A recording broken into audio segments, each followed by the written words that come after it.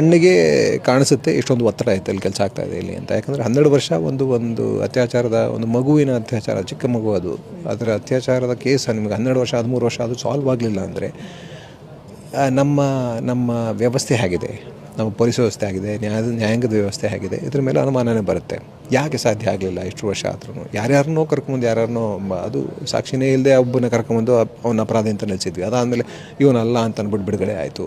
So ಅಲ್ಲಿ ಇವೆಲ್ಲ ಆಗ್ತಾ ಇದ್ದಾಗ ಗೊತ್ತಾಗುತ್ತೆ ನಿಮಗೆ. ಯಾರನ್ನೋ ಇನ್ನೊಬ್ಬರನ್ನ ಶಿಕ್ಷೋದಕ್ಕೆ ಪ್ರಯತ್ನ ಪಡ್ತಾನೆ, ಬೇರೆ ಯಾರೋ ಪವರ್ಫುಲ್ ವ್ಯಕ್ತಿ ಅದರಿಂದ ಇದ್ದಾರೆ ಅಂತ. ಯಾರು ಅಂತ ಯಾರಿಗೂ ಗೊತ್ತಿಲ್ಲ ಇನ್ನು. ಈಗಲೂ ಅಷ್ಟೇ ಆ ವ್ಯಕ್ತಿ ಬಂದು ಸಾಕ್ಷಿಯಾಗಿ ಅವನೇ ಸರೆಂಡರ್ ಆದಾಗ ಹೂತು ಹಾಕಿದ್ದೀನಿ ಅಂತ ಹೇಳಿದ್ರೆ ಯಾರಿಗೆ ಹೇಳಿದ್ರೆ ಕಾಮನ್ ಸೆನ್ಸ್ ಅದು ಮೊದಲು ಹೋಗಿ ಹೂತು ಹಾಕಿರೋ ಜಾಗನ ಚೆಕ್ ಮಾಡಬೇಕಲ್ವ. 20 ದಿವಸ ಆದರೂ ಇವು ಚೆಕ್ ಮಾಡಿಲ್ಲ ಅಂದರೆ ಏನಾದ್ರು ನಡೀಲಿ ಅಂತ ಕಾಯ್ತಾ ಇದ್ದಾರೆ ಅಲ್ಲಿ, ಅಥವಾ ಅದನ್ನೆಲ್ಲ ಮುಚ್ಚಾಕೋಕ್ಕೆ ಪ್ರಯತ್ನ ನಡೀತಾ ಇತ್ತು. ಅದನ್ನು ತುಂಬ ಕ್ಲಿಯರಾಗಿ ಏನೋ ಪ್ರಯತ್ನ ನಡೀತಾ ಇದೆ ಅಂತ ಗೊತ್ತಾಗುತ್ತೆ, ಯಾರಿಗೆ ಆಗಲಿ ಕಾಮನ್ ಮ್ಯಾನ್ಗೆ ಗೊತ್ತಾಗುತ್ತೆ. ಆದರೆ ನನಗೆ ಗೊತ್ತಿರೋಂಗೆ ಯಾರು ದನಿ ಎತ್ತಲ್ಲ ಅನ್ನೋದು ನನಗೆ ನಿಜವಾಗ್ಲೂ ಶಾಕಿಂಗ್ ಇದೆ. ಯಾಕಂದರೆ ಎಲ್ಲವೂ ನಾರ್ಮಲ್ ಆಗಿಬಿಡುತ್ತೆ. ನಮಗೆ ಎಫೆಕ್ಟ್ ಆಗೋ ತನಕ ನಾವೇನು ಮಾಡಲ್ಲ ಅಂತ ಕೂತ್ಕೊಂಡಿದ್ದೀವಿ. ಕೂತ್ಕೊಂಡೇ ಇದ್ದರೆ ನಮಗೊಂದು ದಿವಸ ಹಾಗೇ ಆಗುತ್ತೆ ಇದು.